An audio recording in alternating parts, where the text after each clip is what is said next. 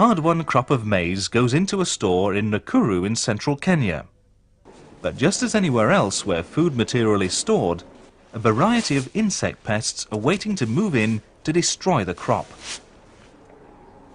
Pests such as the maize weevil or the bruchid beetle, seen here on cowpeas, can cause untold damage. Not only do they cause weight loss, but also any contamination with live or dead insects can lead to the food being downgraded or even rejected outright by the consumer. It's vitally important to destroy the insects before they cause serious damage. One of the most effective ways to do this is by fumigation. The food is kept in a gas-tight enclosure, such as a sealed grain silo or other type of sealed store, or under a good quality gas-tight sheet. A fumigant is introduced and retained with the insects long enough to kill them. One of the most effective fumigants is the gas phosphine. Remember that all fumigant gases can also kill humans. Being in the air, pest control staff must wear a gas mask with a phosphine-absorbing canister. Even better, a self-contained breathing apparatus if available.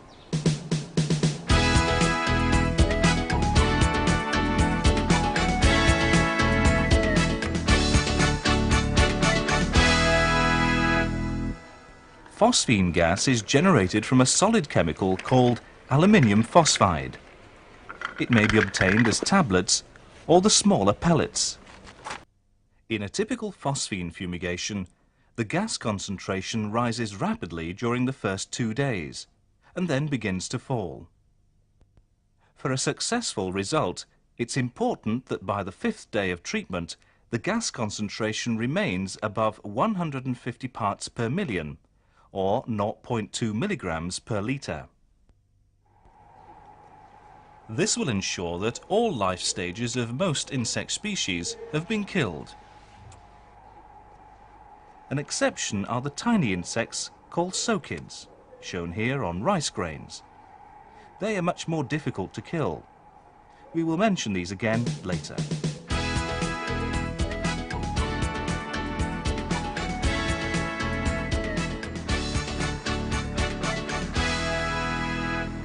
The first point to remember is that fumigation may only be undertaken when there will be no danger of escaping gas accumulating in human habitation.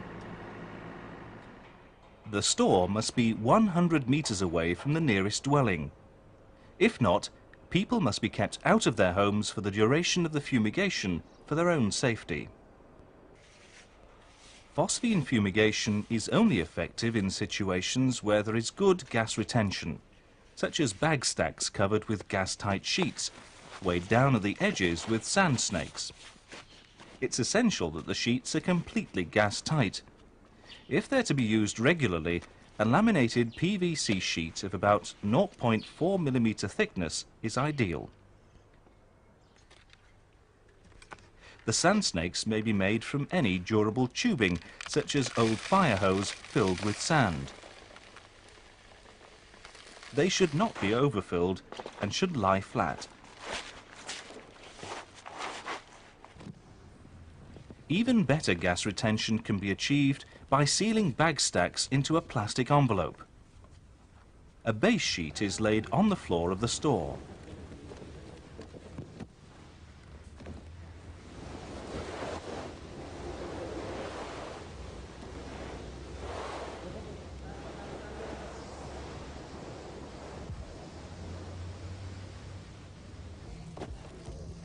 The bag stack is built on the sheet.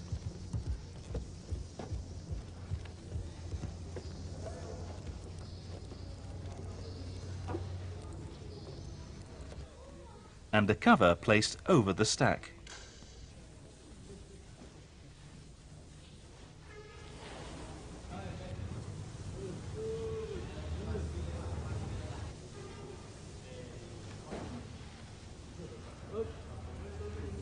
The cover is then sealed to the base sheet to create an airtight envelope. The advantage of this system is that the air tightness can be checked before fumigation takes place.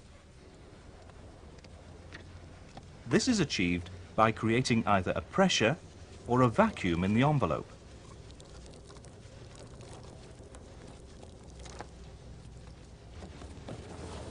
In a vacuum test, air is removed by a commercial vacuum cleaner.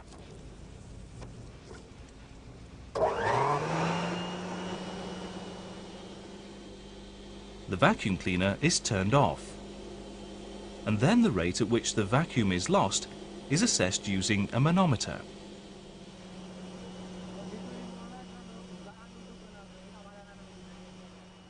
Some freight containers, silos, and cypress bins are given a gas-tight seal during construction. But the seal on these must also be checked by pressure testing. To do this, a conventional manometer may be used. Or for small structures such as freight containers, it's easier to use a pressure decay timer like the contester, which automates the test. It's essential that any structure being fumigated does not leak gas too quickly. Unsealed stores, silos and containers, and those that fail a pressure test cannot be fumigated. Most stores and many silos fall into this category. Few freight containers are gas-tight. They may have to be fumigated under gas-tight sheets.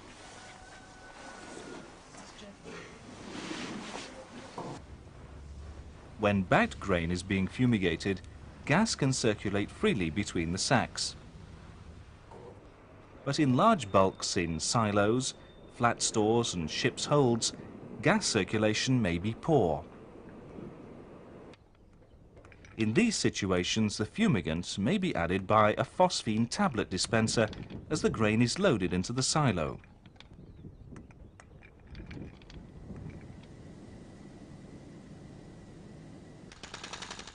Another option is to insert piping into the grain using a pneumatic hammer.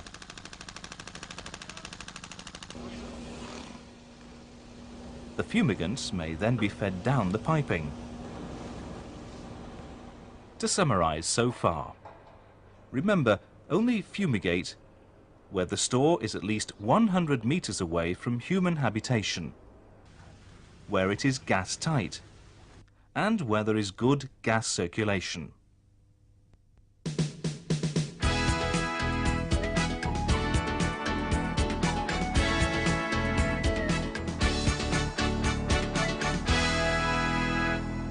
Now let's turn to how to achieve a good fumigation. We shall take as our example the most common form of fumigation in the tropics, the treatment of bag stacks under gas-tight sheets. Before a fumigation, the store should be inspected thoroughly. The floor must be in good condition without any cracks. If you find cracks that might lead to significant gas loss, either fill them in with cement, mastic, or bitumen, or cover the floor with a gas-proof sheet on which the bag stack can be rebuilt.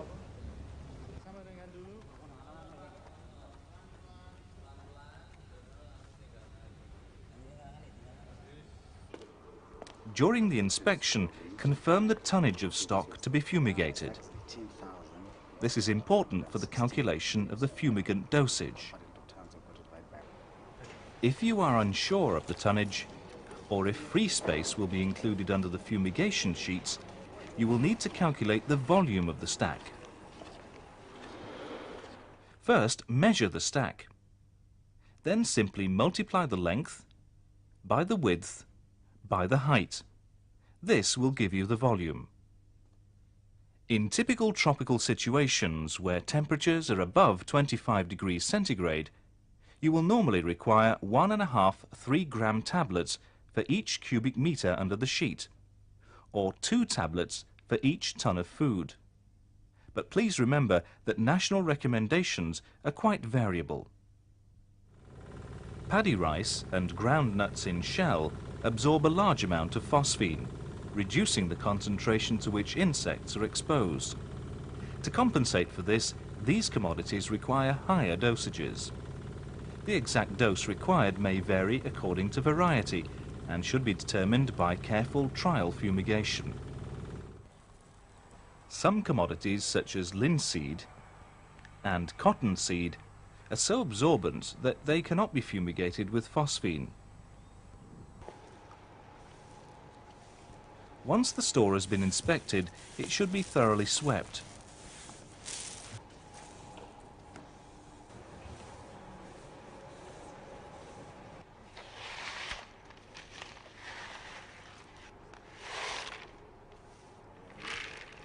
Grain residues should be placed in sacks and moved next to the stack before fumigation. This is important to prevent reinfestation after fumigation.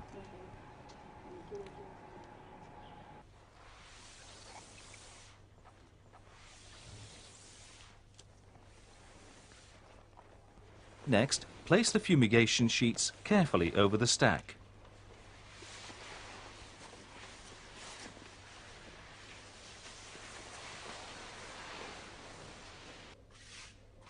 They must reach the floor on all sides with an overlap of about 1 meter. When more than one sheet is required to cover the stack, they must be joined. Overlap them by about 1 meter.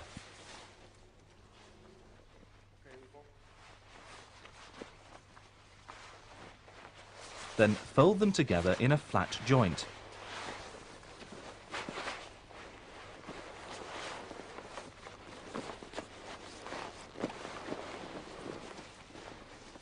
Secure the joint with clips.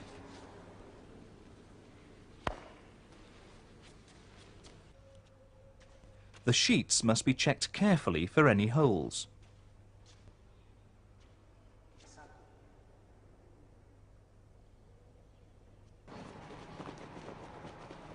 If you find holes, seal them using some spare, clean sheeting and suitable glue. Don't use plastic tape except as a last resort.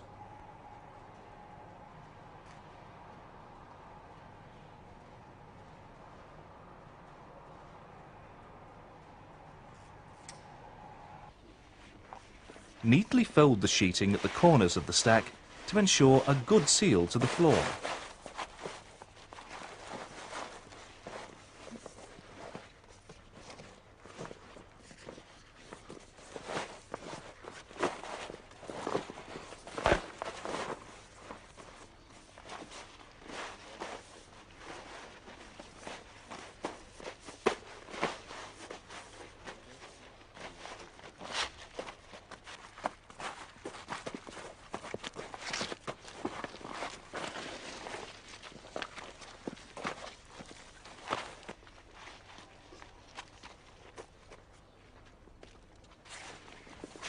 Move the sweepings under the sheet.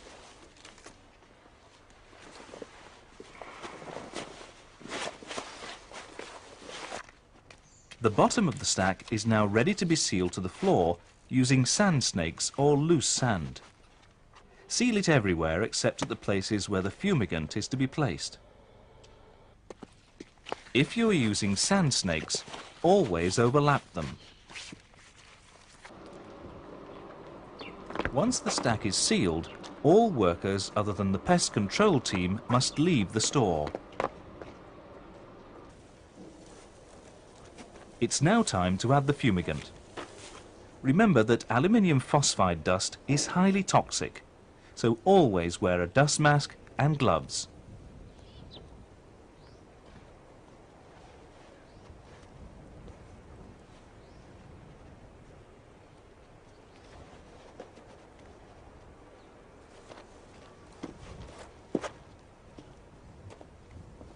Carefully open the flasks of tablets or tins of sachets in a well-ventilated area with the container pointing away from you. If you are using tablets, always place them in a single layer on cardboard trays. If you pile them up, the high concentration of phosphine produced may catch fire. Place the trays under the pallets of the bag stack or in other convenient places.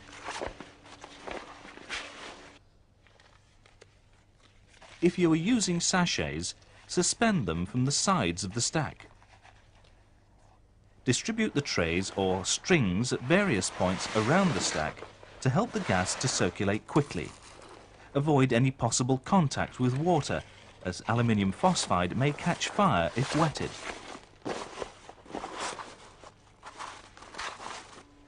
Finally, complete the seal.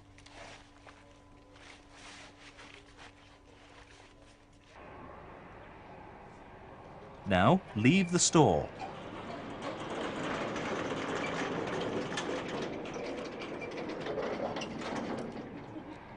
Lock it securely.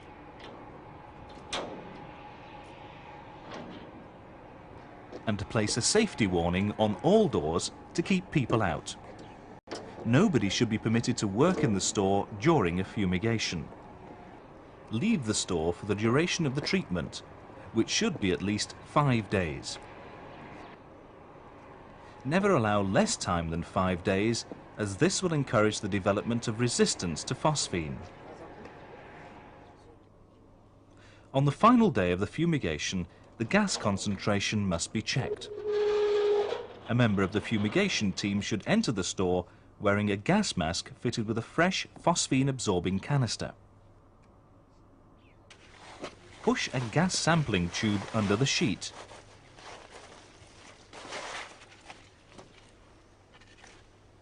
Withdraw a gas sample.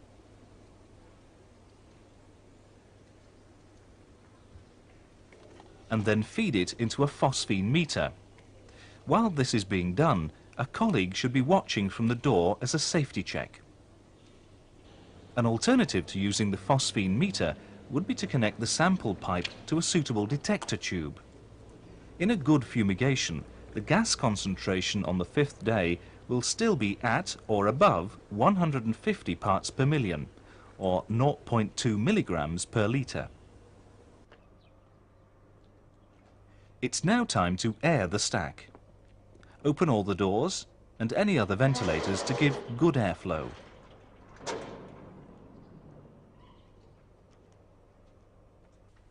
Wearing gas masks, the fumigation team should enter the store and remove the sand snakes from part of the stack.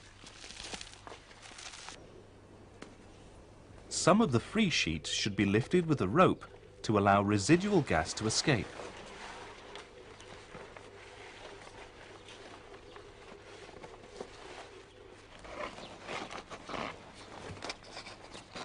Okay.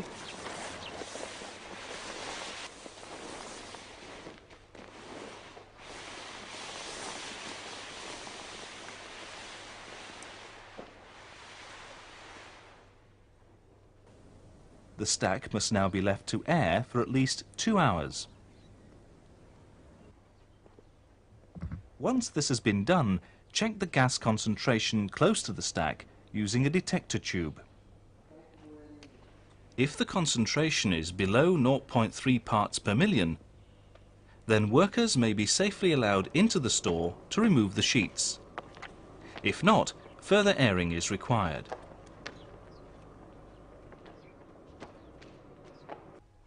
Once airing is completed, take away the remaining sand snakes and carefully remove the plastic sheets. Take them to where they can be properly folded.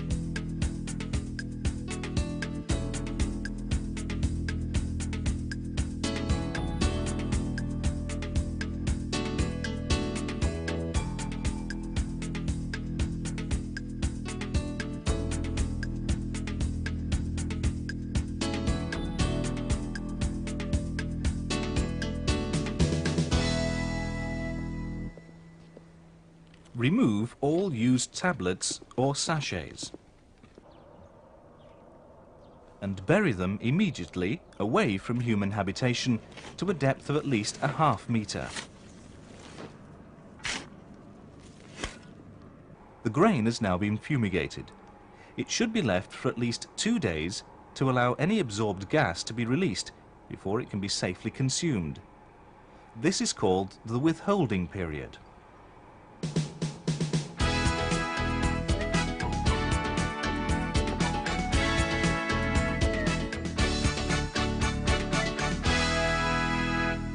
Once a fumigation is completed, it's important to check that it's been successful. First, look for live insects on the bag stack surfaces. This is best done as soon as possible after the fumigation, in the late afternoon when the insects are active. Another good method is to put samples of infested grain in insect-proof containers, such as bags or metal mesh tubes, before fumigation. The bags or tubes are placed in various parts of the stack before sheeting. This process is called a bioassay. After fumigation, the bioassay containers are retrieved.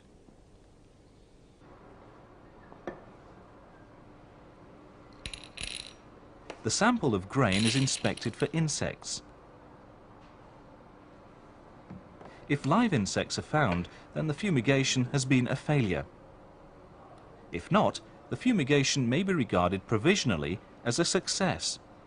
However, there may still be live, immature stages, such as eggs hidden in the grain.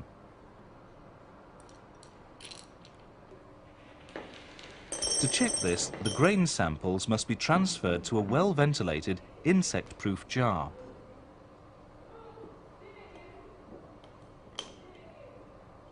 And kept for a month to allow the immature stages to develop into adults, which are easily seen. Common survivors of fumigation are the tiny insects called soakids. Although most stages in their life cycle are easily killed, soakid eggs are very tolerant of phosphine. If you have particular problems with soakids, you must extend the fumigation from 5 to at least 8 days. The stack must be well enough sealed to retain a gas concentration of not less than 38 parts per million, or 0.05 milligrams per litre on the 8th day. If this proves too difficult, the alternative is to undertake 2 standard fumigations 10 days apart.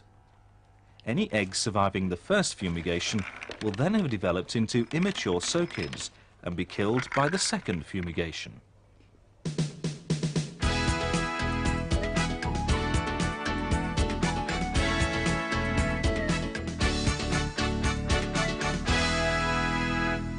Now to recap on the important points. First, 3 safety points. Don't fumigate near human habitation. Always wear gloves and a dust mask when handling phosphine tablets or pellets. And when entering a store where stock is under fumigation, always wear a gas mask fitted with a fresh phosphine canister until the air has been checked for phosphine and declared safe. If available, it's better to wear a self-contained breathing apparatus.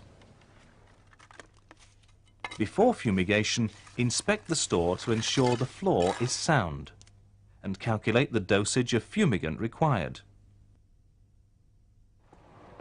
To make a good seal, once the sheets are on the stack, check for holes and seal any you find. Fold the corners carefully and seal the edge of the sheet using sand snakes that overlap. Put tablets in a single layer on trays and place them beneath the pallets or at other convenient locations around the stack. Hang sachets at various locations around the stack. Avoid fire by keeping all tablets and sachets away from water. Now close the store and place warning notices at all doors. Leave the store for at least 5 days. To check that a good fumigation has been achieved, enter the store wearing a gas mask to check phosphine levels under the sheet. Then air the stack for at least 2 hours. Once the gas level is safe, store workers can enter to clear equipment. Carefully fold the sheets and dispose of the aluminium phosphide residues.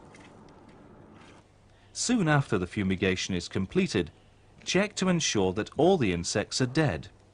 This is best done in the late afternoon when the insects are active. Remember that when fumigating against soakids, longer exposure periods are required. When fumigating paddy rice or groundnuts in shell, higher doses will be needed. Don't forget that some commodities such as linseed and cottonseed are not suitable for phosphine fumigation. If you follow these important points, you will always have safe and effective fumigations. You will protect your vital grain stocks, keep your customers satisfied, and keep them coming back for more.